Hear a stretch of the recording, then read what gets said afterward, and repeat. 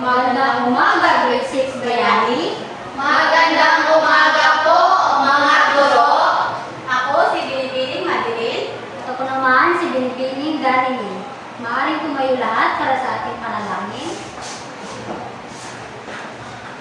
Sa ngalan ng Ama, ng Anak, ng Espiritu Santo. Amen. Ama namin, hinihiling po namin na matupad nawa ang lahat ng aming pangarap para sa aming sarili at pamilya. Gabayan niyo po kami na makamit ang mga ito. Amen. Sa ngalan ng Ama, ng Anak, ng Diyos, Espiritu Santo. Amen. Maaari na kayo po lahat.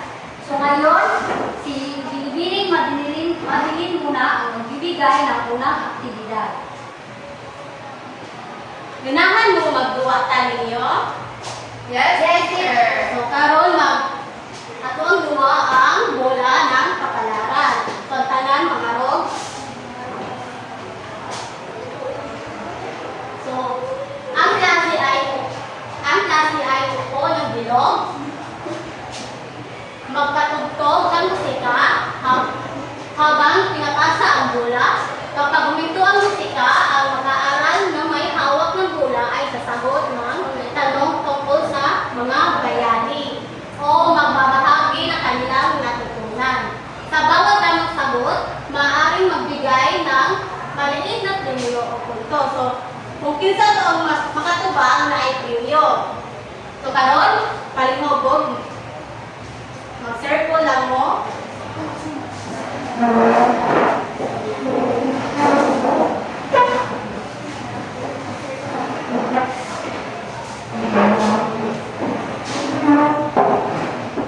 Kung akan humulong ang bola, siya ang sasagot sa tanong.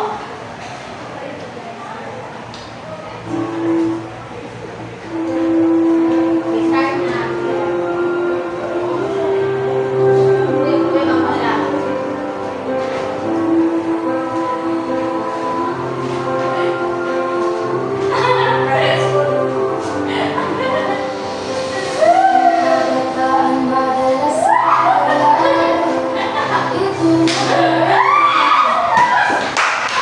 Sige, ayaw ko karon.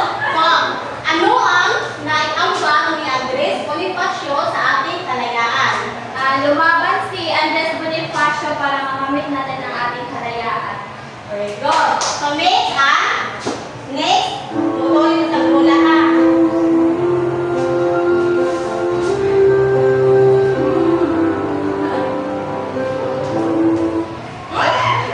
Kisay na ako ba? Ngayon nila, ano ang iyong masasabi sa sakripisyo ni Gregorio del Pilar? Ibinuwis ko ni Gregorio del Pilar ang buhay para sa ating bayan. Very good. So, kadagan nagtuloy ang bola.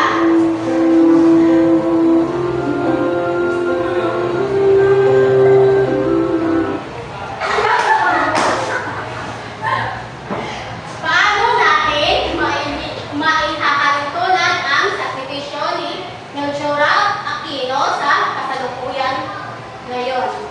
Maaaring isang views, mga outsider na tumutulong kahit may pangalan po teacher. Very good. So, kadayon ng bola, Royo.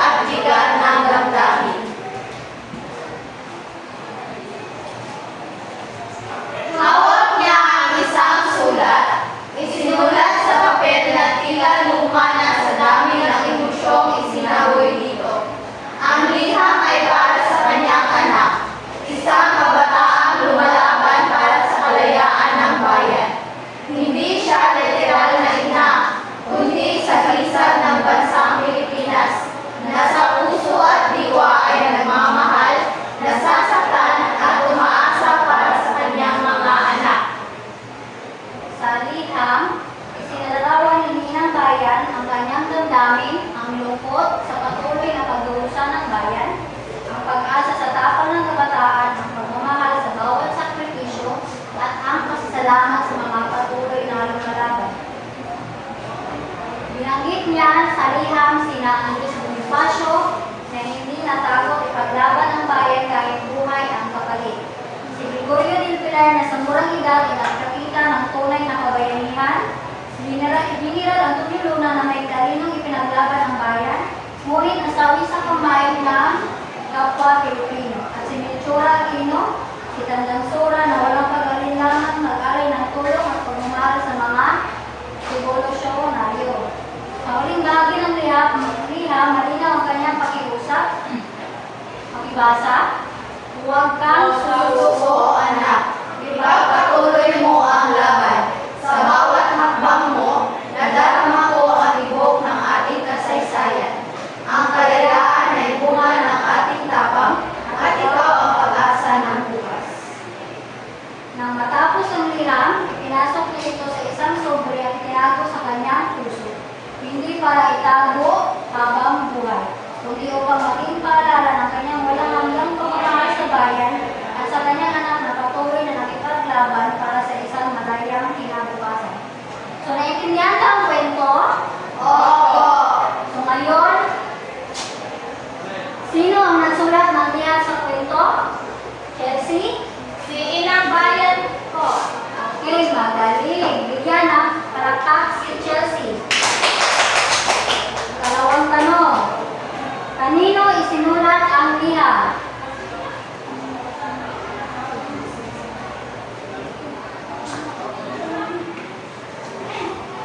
Kanino isinulat ang liham? Hani? Sa kanyang anak na lumalaban para sa kalayaan. Oo, magaling. Bigyan ng palakpak si Hani. Ano ang naramdaman ni Inang Bayan habang isinusulat ang liham? Jumela? Lungkot, pag-asa, pagmamahal at pagpapasalamat. Okay, magaling. Bigyan ng palakpak si Jumela. Sino-sino ang mga binanggit na bayani sa liham? Okay, Tani? Bonifacio Gregorio Luna Aquino. Okay, magaling. Bigyan ng palakpak si Hani. Ano ang nais iparating ni Inang Bayan sa kanyang anak? Sarah? Ipagpatuloy ang laban para sa kalayaan at buwan sa mundo. Okay, magaling. So, naiintindihan ba ang ating aktibidad ngayon? At ang kwento? Opo! Okay.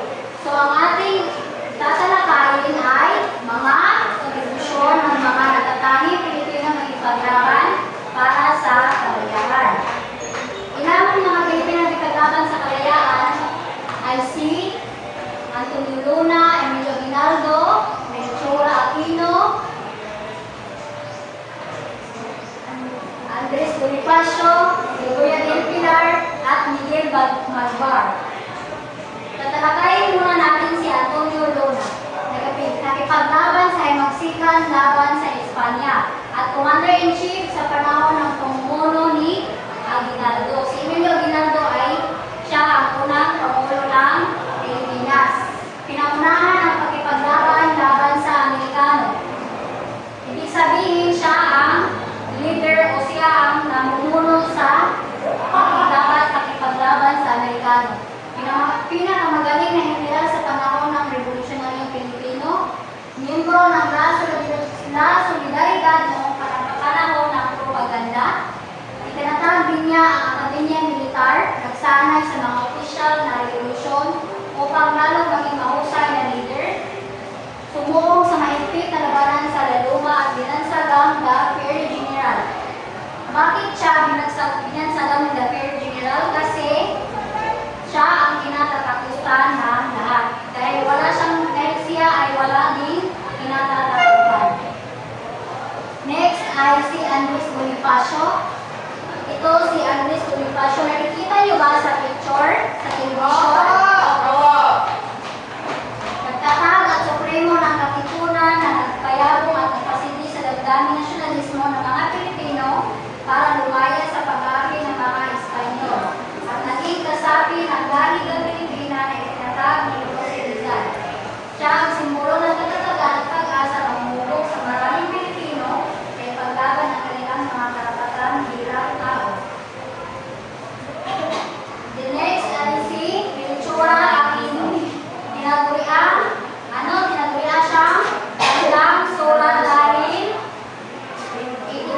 pangulang na noong sumikdam ang magsigang 1896 na pinamumuno ani Andres Bonifacio.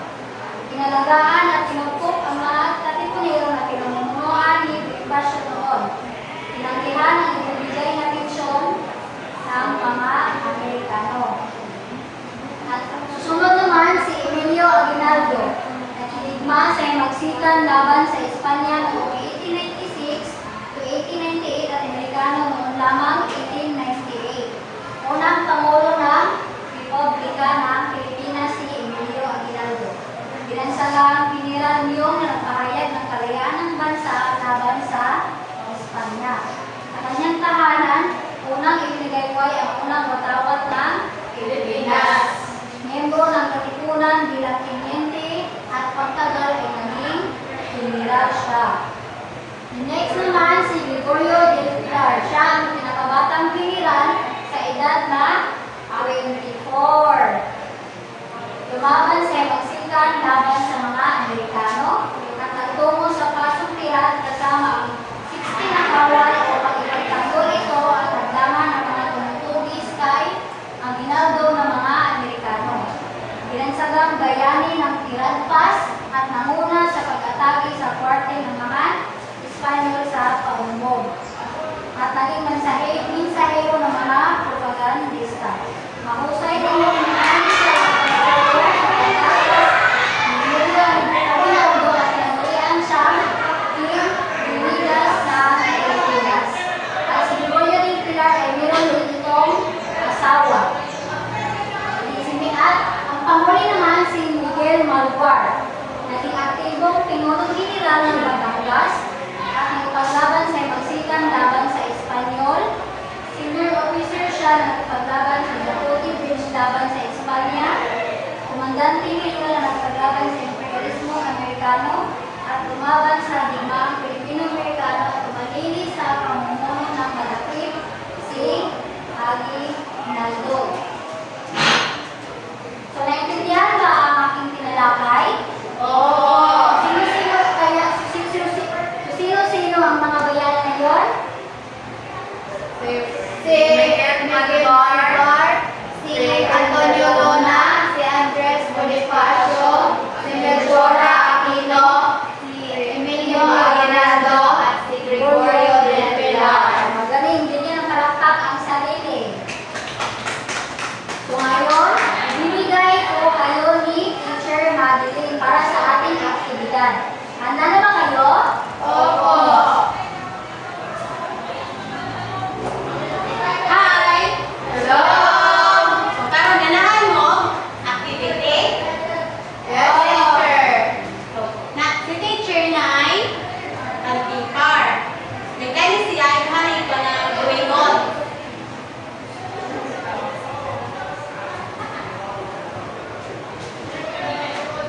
I-group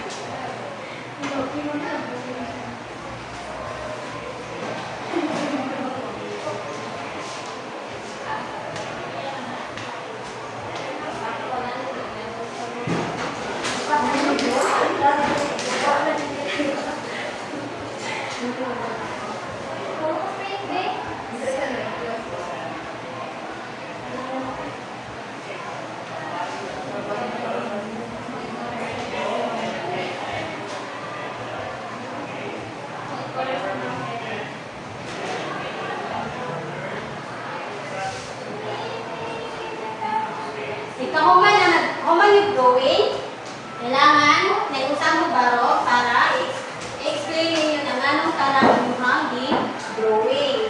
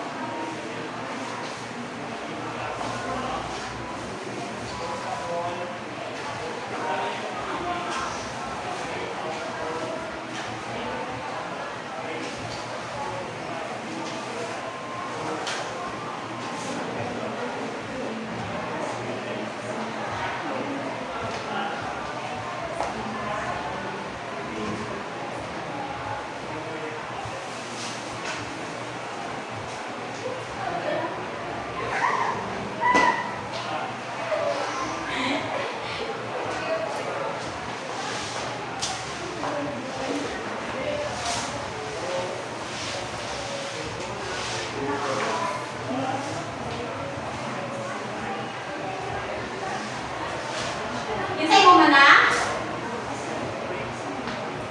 3 minutes na lang.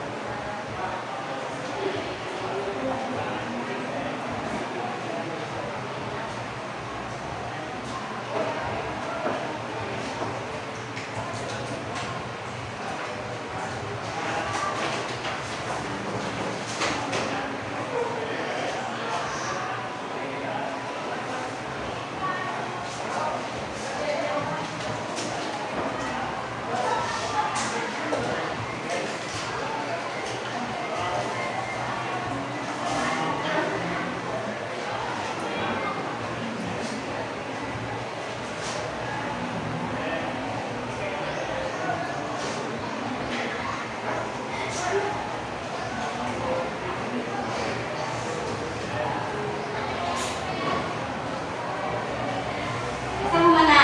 Ako, teacher, man ako. Palingaw ko baro Sara. Then explain mo nga nung pauna inyong drawing. Alis sa tubangan.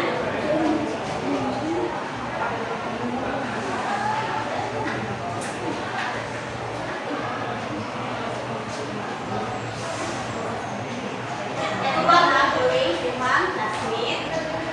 Ang drawing ko po ay si Andres Bonifacio dahil siya ang nagpasimula ng magsikan laban sa mga Espanyol. Good. Bigyan ng tatlong palakpak si Sara. 1, 2, 3! Isa mo na. Si Honey, mga na si Honey. Anak, Hani? Explain nga nung pauna inyong drawing.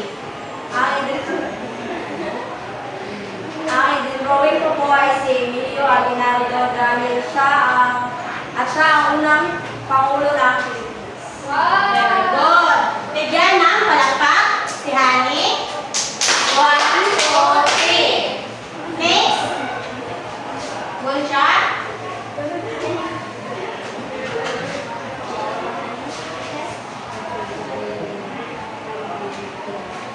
Ang pinili ko po ay si General Luna. Ang contribution na Yatubangan. Ito. ang contribution na nahatag niya kay nakipaglaban siya ay General ng Revolusyon. Very good. So, bigyan ng tatlong palakpak si Guncha. 1, 2, 3. Jumila. Ang pili ko po teacher ay si Sura Aquino. Okay, mas kilala ang Tandang Sura. Si Tandang Sura ay ang tinatawag na ina ng bayan dahil tumutulong siya sa mga sugatang kapitulan. Very good. So, bigyan ng palakpak si Jumila. 1, 2, 3! O karon, natabot mo sa atuang giduwa karon. Yes, sir! Kanino mo? Yes,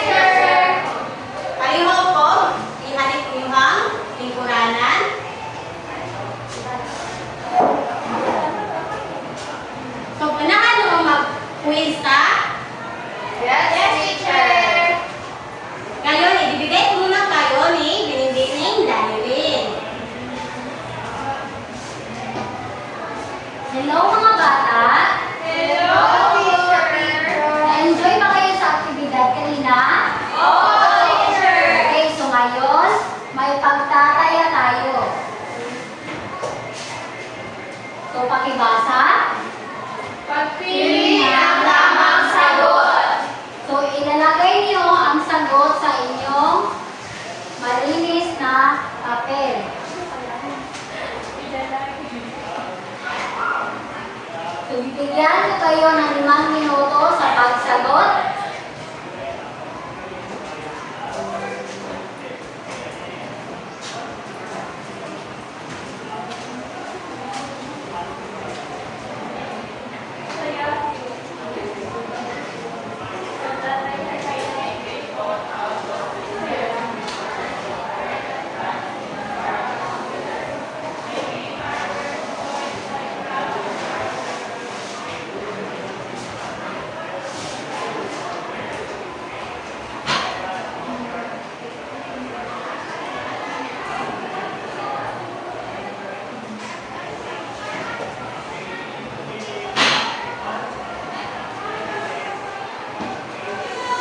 Tapos na ba? Hindi pa po. Hindi pa. Lapit na. 6 na ako.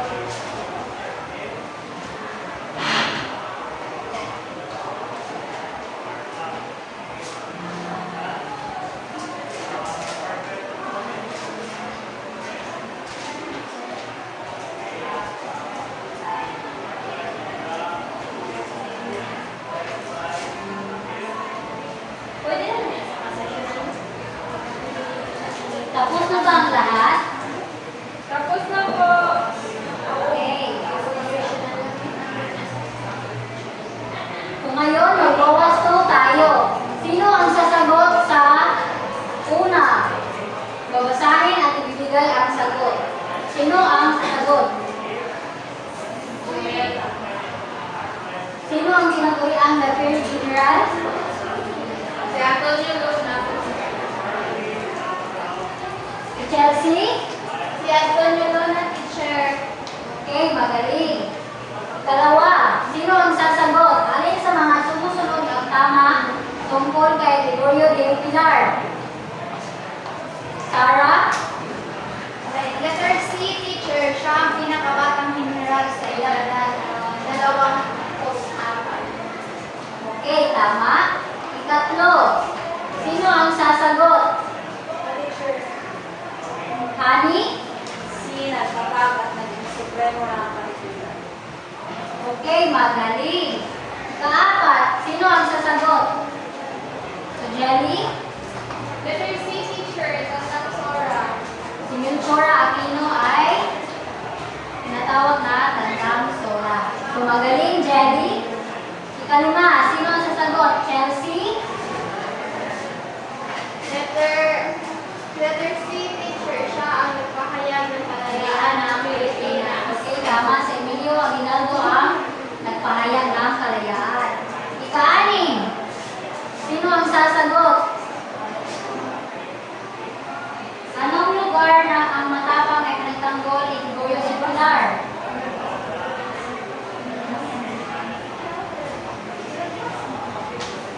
Dumela? B ko, teacher. Diraspas.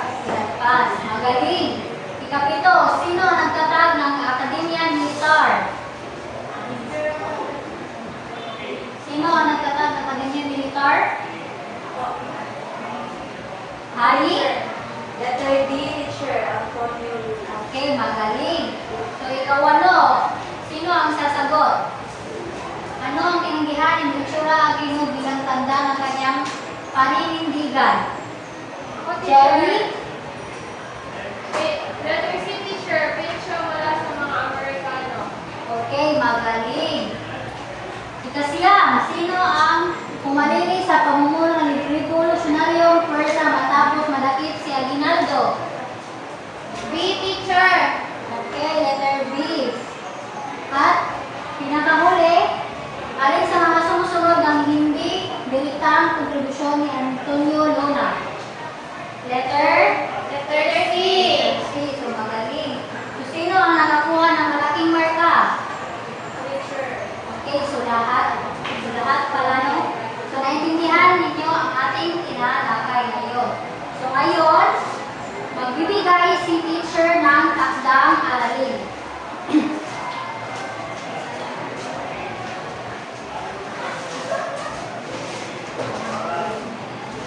Pakibasa